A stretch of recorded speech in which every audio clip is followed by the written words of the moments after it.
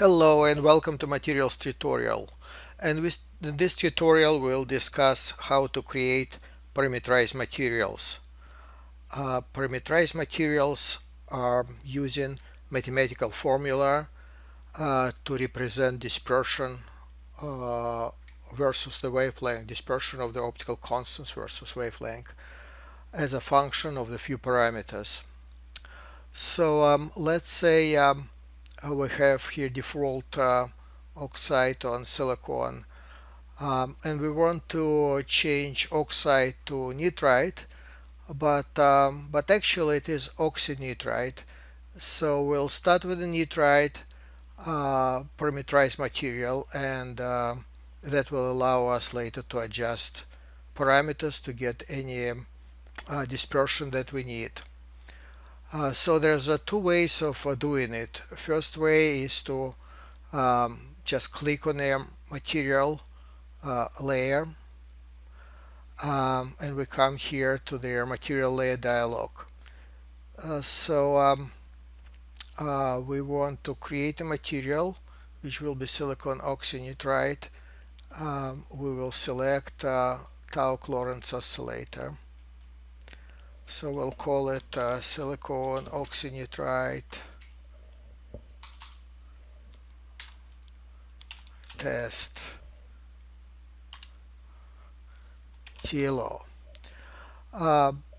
Extension is just for convenience, so that we know what type of material it is. It's really will be saved in a database, so it's not a file.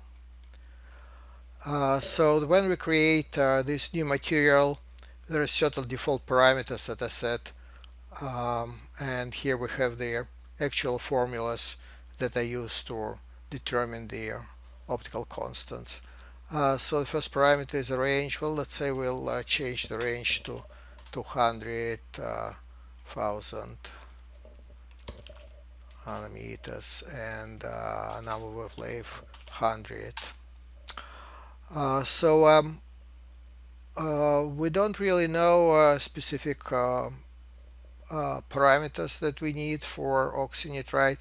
So the best way is to start with some known parameters, known material, and that is silicon nitride, the base library material. So we'll select here show parameters, and select all parameters calculated, and now we'll fit to material, and we'll select silicon nitride as our material to fit to.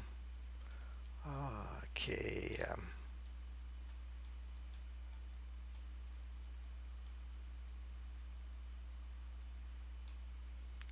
Okay, so here is our material.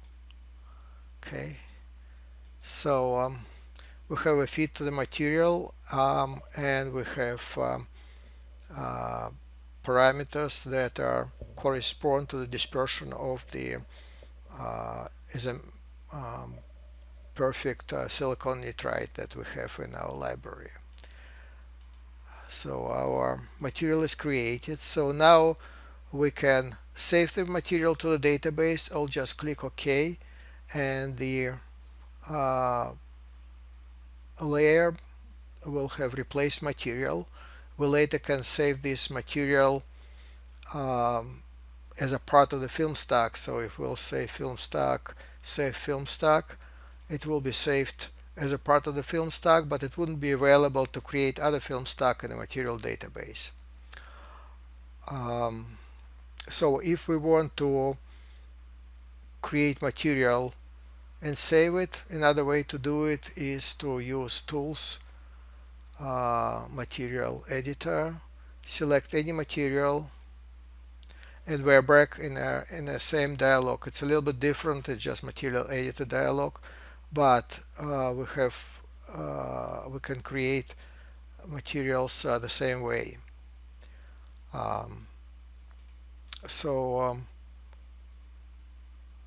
Let's say we want to change it to some polymer material, let's say PET or something like that, and we select Cauchy and say polymer test.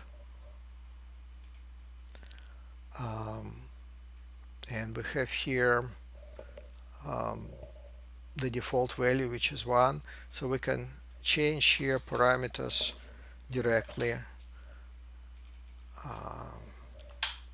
If we know the Cauchy coefficients of the particular material, we can just input it. Otherwise, we can start with any reasonable coefficients and look at the dispersion, if it is approximately the way we want it to be, and use it as a starting value. When we're done, we just use save and here input the material. Let's say polymer test. We need to input it again and save. So when we go here,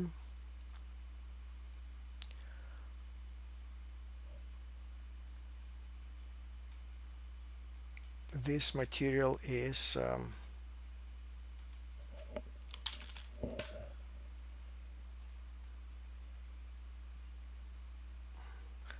should appear in a database. Sometimes it's not appearing, then we'll use refresh to make it easier. We'll just yeah, here it is, this polymer test material. So if we'll review it, we go back and we see this material. So this is pretty much it. It's very simple. Of course, selecting the type of the parameterized material depend on a purpose, on a wavelength range, and need to be done carefully. But the mechanics of the creating the material is very easy. Thank you. I hope you enjoyed your tutorial. Thank you. Bye bye.